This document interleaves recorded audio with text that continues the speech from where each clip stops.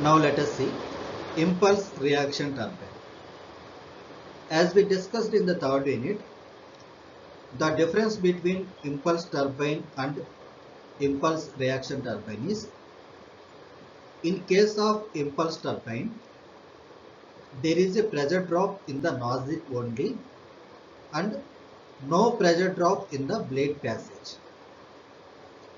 But whereas in case of impulse reaction turbine, there is a pressure drop in the passage as well, which means here you can see this is the blade.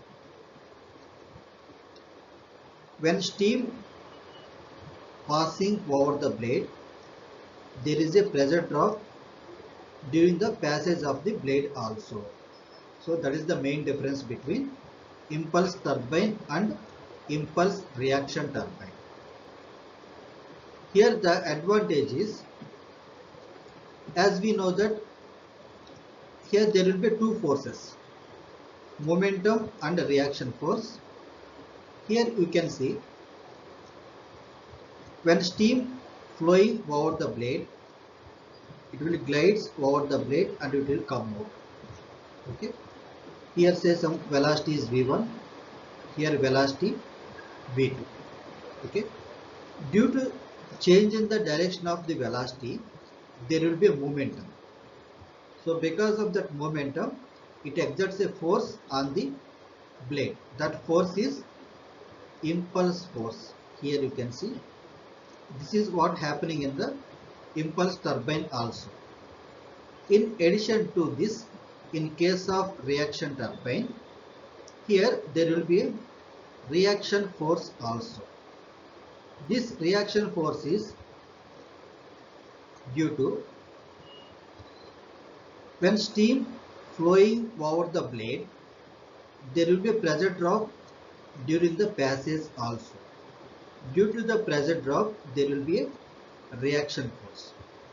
So this is the reaction force and this one is the impulse force. Here two forces are acting on the blade, impulse force and reaction force due to the pressure drop in the blade.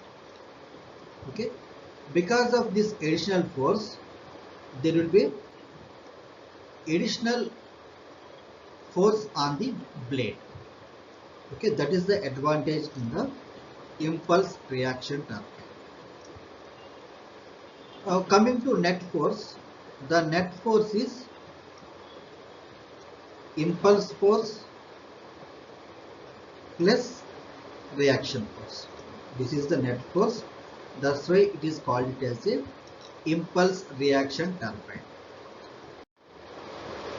Velocity diagram for impulse reaction turbine.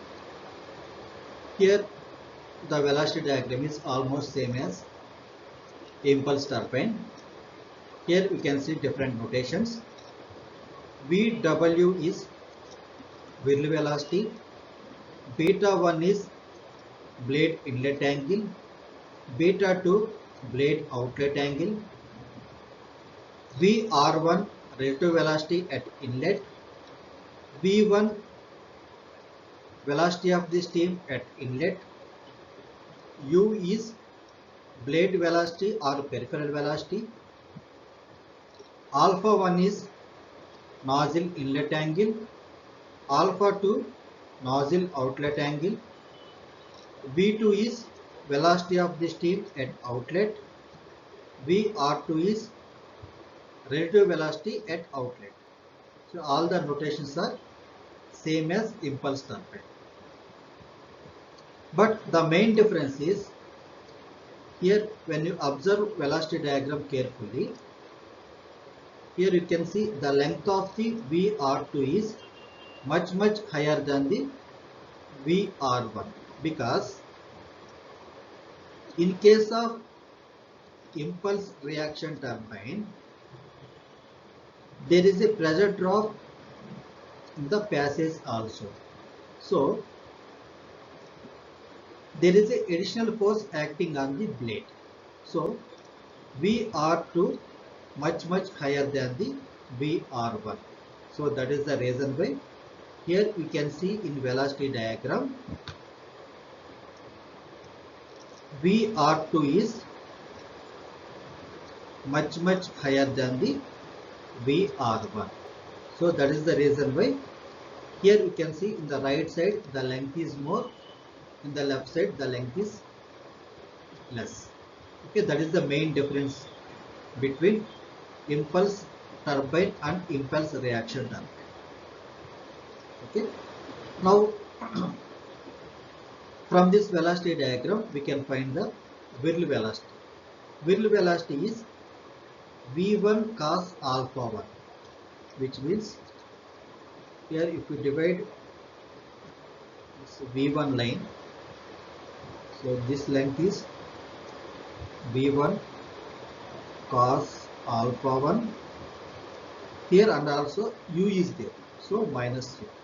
So the same thing I have written here, plus VR2 cos beta 2, which means here you can see, so this line is the VR2.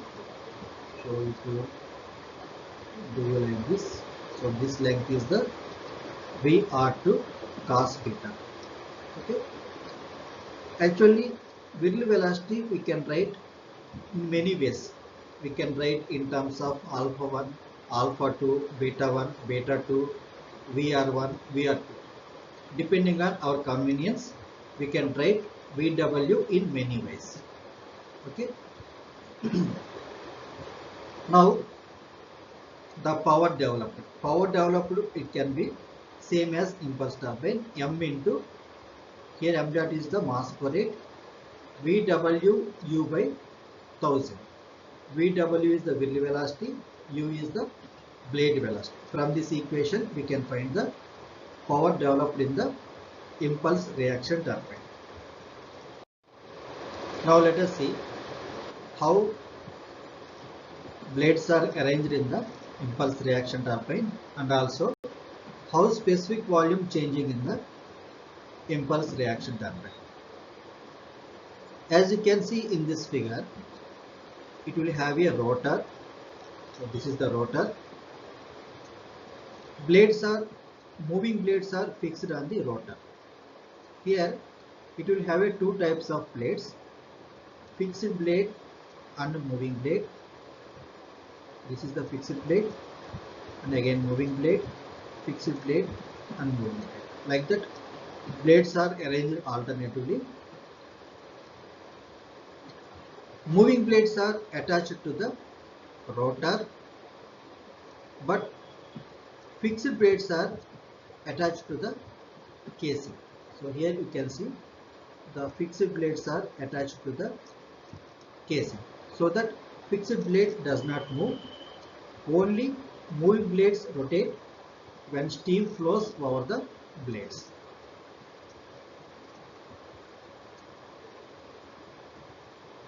Moreover, the combination of fixed blade and moving blade, it is called it as a one stage. Again I am repeating, the combination of fixed blade and moving blade is called one stage. Like that, it will have a number of stages in the impulse reaction turbine. Here fixed blades are acts as a nozzle. Here it does not have any nozzles. Fixed blades only acts as a nozzle. Moreover, when steam flowing over the blades, in case of impulse reaction turbine, there is a pressure drop in the passages also. So when steam flowing over the blades, there will be pressure drop. When pressure decreases, there will be increase in the specific volume. Okay. So to control this, the cross section area is increased in order to maintain a constant flow. So generally, that is the reason why when we draw a line diagram for turbine, we draw like this. So the cross section area increases because the specific volume increases when flowing through the turbine because of the pressure drop. Okay. Moreover, here the drawback is, when you observe carefully here there is a gap between the fixed blade and rotor. Here also there is a gap between the moving blade and casing. So there will be leakages. When steam flowing, the steam will flow through the leakages, so the power will be reduced. Actually, when steam flowing over these gaps, there will be no power development. So this is the drawback in the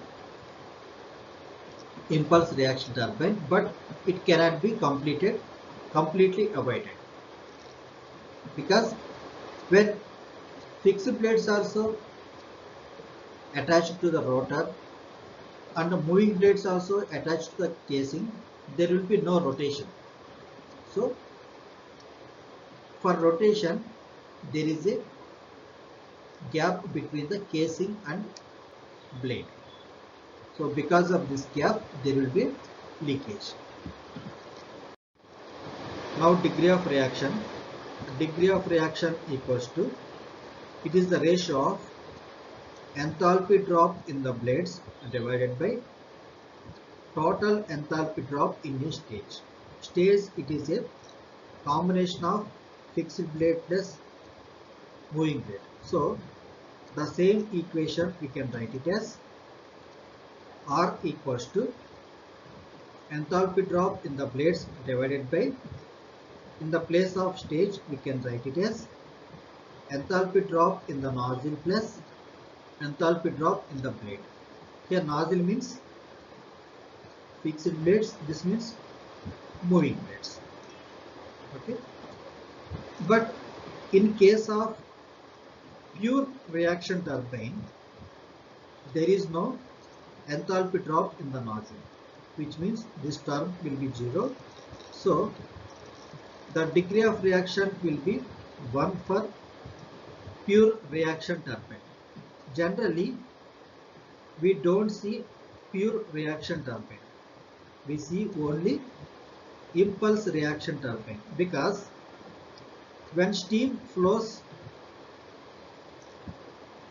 over the blade, due to change in the direction of the velocity, there will be force exerted on the blade.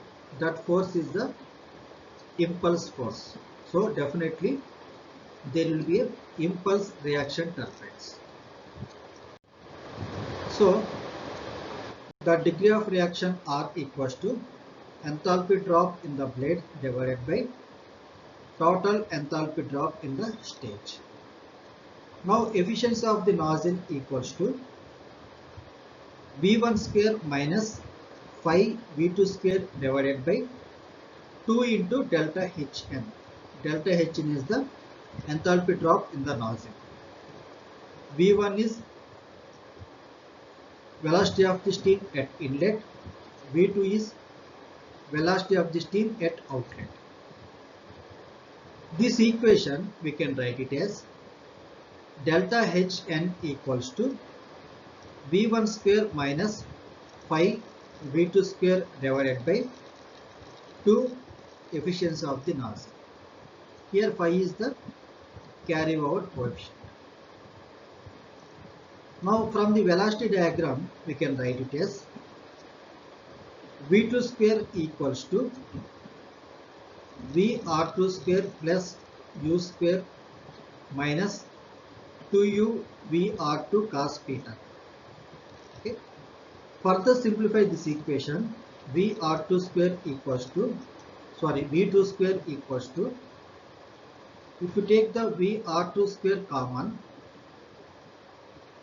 we can write it as 1 plus rho 2 square minus 2 rho 2 cos beta 2, because Rho 2 is the UVR.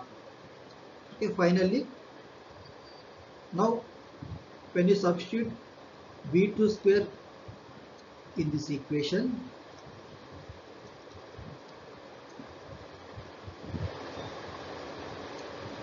again showing when you substitute V2 in this equation, delta Hn equation, finally we will get the enthalpy drop in the nozzle equals to V1 square minus 5 VR2 square into 1 plus rho 2 square minus 2 rho 2 cos beta.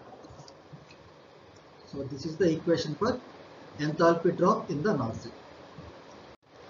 Usually, in case of impulse reaction turbine, it is assumed that efficiency of the nozzle equals to efficiency of the blades.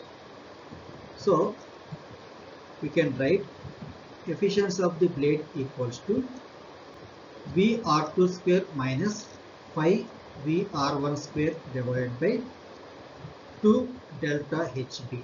Delta HB is the enthalpy drop in the blade. VR2 square is relative velocity at outlet. VR1 relative velocity at inlet. So this equation we can write it as delta HB equals to VR2 square minus 5 VR1 square divided by 2 efficiency of the blade. Now again from velocity diagram we can write it as VR1 square, this one, equals to V1 square plus U square minus 2U V1 cos alpha 1. Okay. Here also,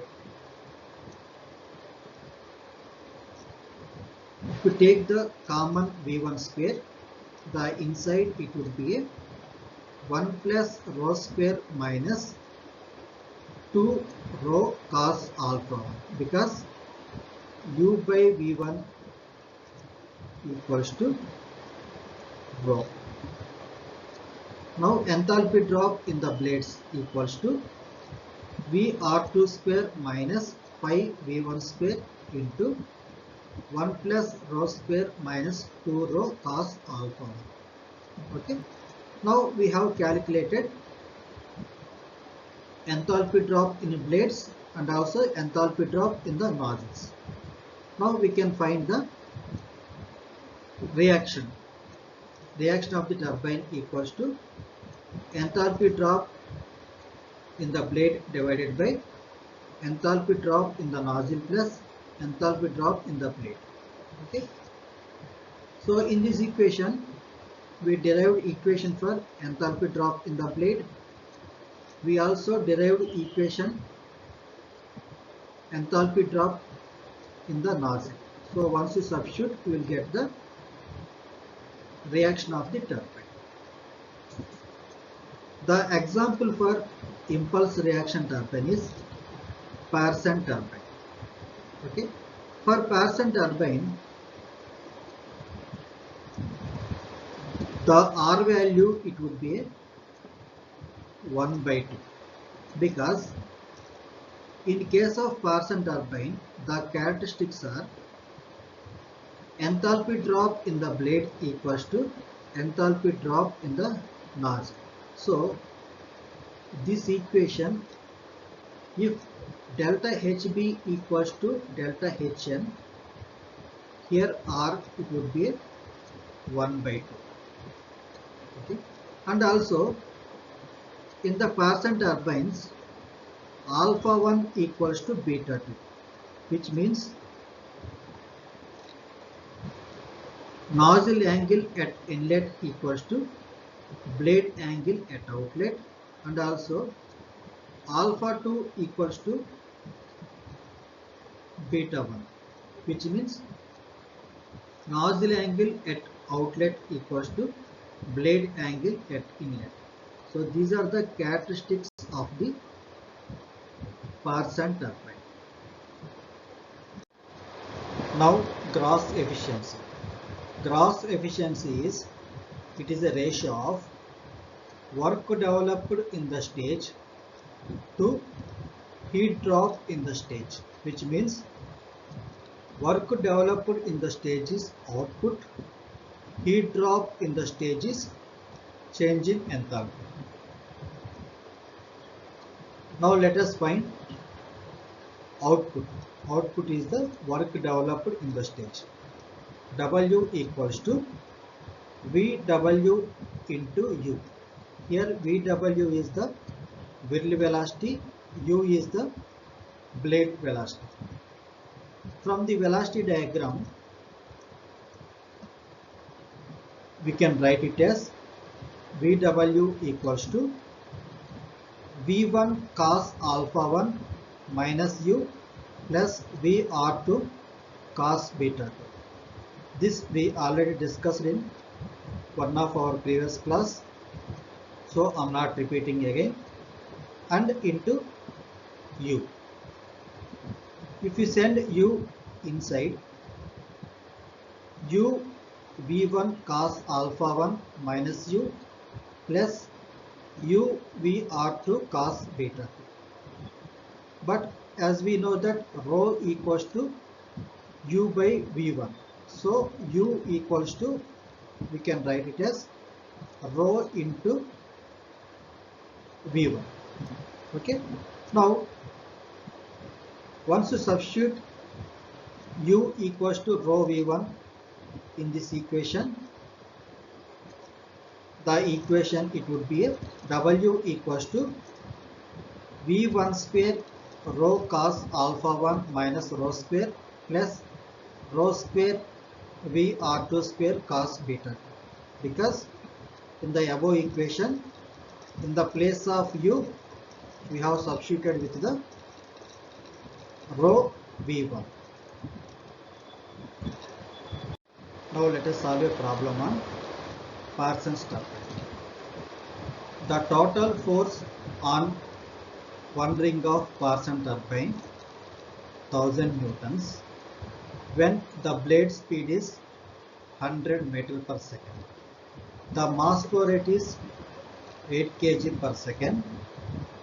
The blade outlet angle is 20 degrees. Determine the steam velocity of outlet from the blades if friction losses which would occur with pure impulse are 25% of kinetic energy corresponding to the relative velocity at entry to each ring of the blades, and if expansion losses are 10% of the heat drop in the blades. Determine the heat drop per stage and stage efficiency. Okay. Now let us write given data. In the problem, they given that the tangential force in Parson turbine is 1000 newtons. So the force is 1000 newtons. Blade speed is 100 meter per second. Blade speed is U. So here U is 100 meter per second. The mass flow rate is 8 kg per second. So here I have written M equals to 8 kg per second. Here they have given the blade outlet angle is 20 degrees. Blade outlet angle means beta 2. Beta 2 equals to 20 degrees. But in case of Parson turbine, alpha 1 equals to beta 2. So here I have written alpha 1 equals to beta 2 equals to 20 degrees. Okay. Here we have to find the first steam velocity of outlet from the blade, which means V2 we have to find out. Now let us see velocity diagram. This is the velocity diagram for impulse reaction turbine, that is Parsons turbine. In Parsons turbine, the conditions are alpha 1 equals to beta 2, alpha 2 equals to beta 1, which means nozzle inlet angle alpha 1 equals to blade outlet angle beta 2, nozzle outlet angle alpha 2 equals to blade inlet angle beta 1. So with this condition, this length it would be equal. When you look at the velocity diagram, this length and this length it would be equal. So first let us find force. Okay, force already given. From this force we can find the Whirl velocity. Force equals to m dot into Vw. M dot is the mass flow rate, Vw is the Whirl velocity. So from this equation we can find the Whirl velocity. Vw equals to F divided by m. F is 1000, m is 8 kg per second. So Whirl velocity is 125 meter per second. As I said in the previous slide, in case of Parsons turbine, if you draw a center line exactly at the center of the peripheral velocity, this side and this side it would be equal, because here angles are equal in case of Parsons turbine. Alpha 1 equals to beta 2, alpha 2 equals to beta 1. Okay, so from the velocity diagram we can find this length y and also this length x. Okay, so we can write x equals to Vw by 2, because here we already drawn a center line. So this length is Vw by 2 minus this length is u by 2. This length is u by 2. So the same thing I have written here. Vw by 2 minus u by 2. This we can write it as Vw minus u by 2. Okay. Vw value we just calculated. U value already given in the problem. So once you substitute the values, we will get the x value, that is 12.5 meter per second. Now we have to find the y value. Okay, this length we have to find. So to find the y value, we can write it as tan alpha 1 equals to y by x plus u from this velocity diagram. Okay, so y divided by x plus u, this length, tan alpha 1. So y equals to x plus u into tan alpha 1. Here we know x value, u value already given in the problem, alpha 1 value also already given in the problem. So we can find the y value, that is 40.95 meter per second. Now we can find the blade inlet angle beta 1. Okay, so this length is y, this length is x. So we can write tan beta 1 equals to y by x. Y value we already calculated, x value also we already calculated. So beta 1 equals to 73 degrees. Beta 1 is the blade inlet angle. We can also find the relative velocity Vr1 at inlet. From the velocity diagram, we can write Vr1 equals to square root of y square plus x square. So the same thing I have written here. So here also x value, y value we already calculated. Once you substitute, we will get the relative velocity VR1 at inlet 42.8 meter per second. Now we can find the velocity of the steam at inlet V1. From the velocity diagram, we can write, if we divide this length like this length is V1 cos alpha 1. It would be equal to, we can also write it as this length u plus x, because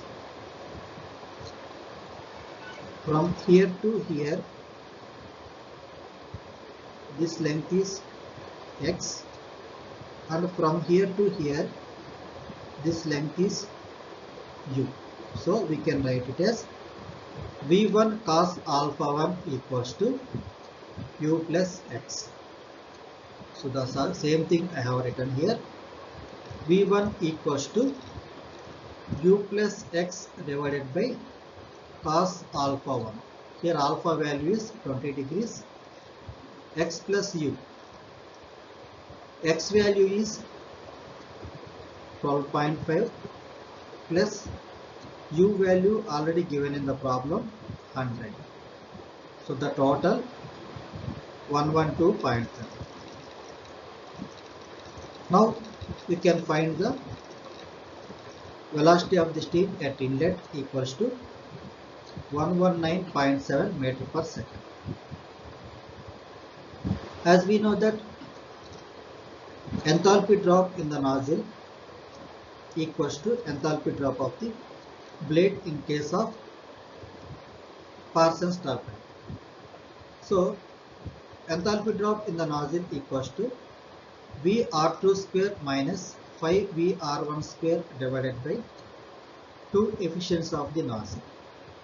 Here VR2 is the relative velocity at outlet, VR1 is the relative velocity at inlet, phi is the carryover coefficient. In case of Parsons turbine, VR1 equals to V1. So efficiency, isentropic drop in nozzles equals to, in case of VR2 square, V1. V1 value is 119.7 square minus phi value already given, that is 0.75. VR1 square we already calculated, 42.8 square divided by 2 into 0.9. Efficiency of the nozzle 0.9, which is already given in the problem, into 1000 to convert into kilojoules. So efficiency of the nozzle equals to 7.2 kilojoule per kg. So enthalpy drop in the nozzle equals to 7.2 kilojoule per kg. Now we can find the enthalpy drop per stage. Stage, as we know that stage is, it is a combination of fixed blade and moving blade. So we can write it as delta Hn plus delta Hb. Here n is the fixed blade. But in case of Parsons turbine, delta H enthalpy drop in the nozzle equals to enthalpy drop in the blades. So stage enthalpy drop equals to, since enthalpy drop in the nozzle equals to enthalpy drop in the blade, it would be a 2 enthalpy drop in the nozzle. So the same thing I have written here, 2 into enthalpy drop in the nozzle is 7.2. So the total 14.4 kilojoules per kg. Okay. Now we can find the stage efficiency. The stage efficiency is gross efficiency. VW U by delta H. VW is whirl velocity, U is the blade velocity, delta H is the enthalpy term. Here we know all the values. Substitute all the values. Here I have written 1000 to convert into joules. Here in the numerator it is joules. So the total efficiency is gross efficiency is 86.8%.